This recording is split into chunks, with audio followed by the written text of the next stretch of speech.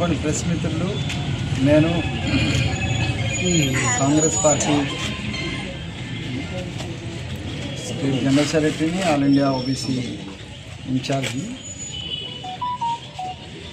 జీవన్ రెడ్డి గారు లాంటి వాళ్ళు కాంగ్రెస్ వీడడం కాంగ్రెస్కు ఆశానిపాతం.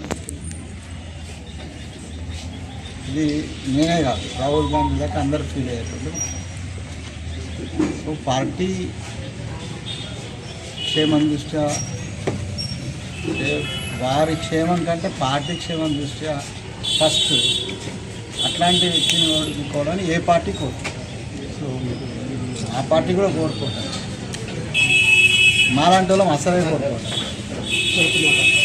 పార్టీ పొజిషన్లో ఉన్నాం కాబట్టి వారిని కన్విన్స్ చేయడమో బతిమాలడమో దేనికోసమో వచ్చినట్టే లెక్క. ఇది వారిని పార్టీలో ఉండడమే కోరుతాం, అంతకంటే వేరే వారి నిర్ణయం వారి మీద ఆధారపడుతుంది. మనం ఫోర్స్ చేయలేము ఎవరినైనా.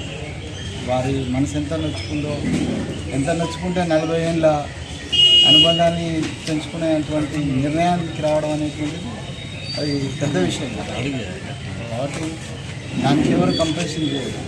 వారి ముందు నేను చాలా చిన్నవాడిని, పొలిటికల్గా కూడా నాకు చిన్న, బట్ పార్టీ బాధ్యత ఉంది కాబట్టి రావాలి, కాబట్టి నా బాధ్యతగా అనుబంధించవచ్చు. మాట్లాడాము, చూద్దాం ఒక సొల్యూషన్, మంచి సొల్యూషన్ వస్తుందని. మనసు నొచ్చుకోవడానికి కారణం ఎవరు? రాహుల్ గాంధీ జై శ్రీరామ్ వ్యతిరేకంగా ప్రచారం చేశారు, ఇక్కడ ఎలక్షన్ క్యాంపెయిన్ కూడా చేశారు. ఇక్కడ రాష్ట్రంలో ఏమో పూర్తిగా భిన్నంగా కనిపిస్తుంది. పార్టీ ప్రేమికులు కోరుతున్నారు. రాహుల్ గాంధీ వ్యతిరేకంగా జరుగుతుంది రాష్ట్రంలో, ఆ నిర్ణయానికి ఆయన పెట్టినానికి వ్యతిరేకంగా రాష్ట్రంలో. అది కాన్సెప్చువల్ క్వశ్చన్ సార్ మీరు అడిగేది. పార్టీలలో శరామాములు జరుగుతున్నటువంటి జనరల్ క్వశ్చన్ నేను వచ్చింది పర్టికులర్ జీవన్ రెడ్డి గారి కోసం. So as the question concern the Jeevan Reddy either in the generalization. Sir Jeevan Reddy గారు మనసు నొచ్చుకున్నది అన్నారు, మనసు నొచ్చుకోవడానికి కారణం ఎవరు? అందరు ఉంటారు. అందరంటే పార్టీయా లేకపోతే ఎట్లా? పార్టీ ఉంటాయి కదా, పార్టీ మీదనే కదా నలక అలకని చేస్తారా మరి సార్? పార్టీ ఉంటుంది, పార్టీలో వ్యవహారాలు పట్టి నచ్చుకొని ఉంటారు కదా.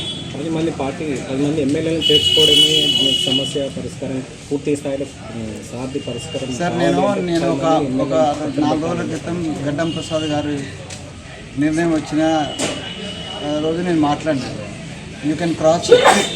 మేము పార్టీలో ఒక క్రియాశీలకంగా ఉన్నట్టు ఇప్పుడు వారు రాహుల్ గాంధీని తిడుతుంటే కూడా మేము ఆన్లైన్ అటువంటి పరిస్థితి ఉంది కాబట్టి అదేమి మేము సమర్థిస్తలేము. ఇప్పుడు దానికి సొల్యూషన్ హైకమాండ్ ఇస్తుంది, మేము మా లెవెల్లో మేము ఇచ్చేది కాదు. అది మేము we are bringing to the kind notice of the అధిష్టానంకి మేము తీసుకెళ్తున్నాం. జీవన్ రెడ్డి గారి వాయిసే మొత్తం రాష్ట్రం అంతా మాలాంటి కార్యకర్తలు తీసుకెళ్తున్నాం. అధిష్టానం వాళ్ళ నిర్ణయం తీసుకుంటాం. చూద్దాం ఆలోపు మిరాకిల్స్ అని లాస్ట్ మినిట్లో మిరాకిల్స్ జరుగుతాయి, అట్లనే జరుగుతుంది. ఫైనల్గా ఏం చెప్పారు? అవి కూడా నేను డిస్కస్ చేయను. ఇది purely personal and purely internal. So internal అంశాలని నేను బయటికి చెప్తాను. మీరు మిగతా అడుగుతున్నారు కాబట్టి చెప్తాను. ఓకే.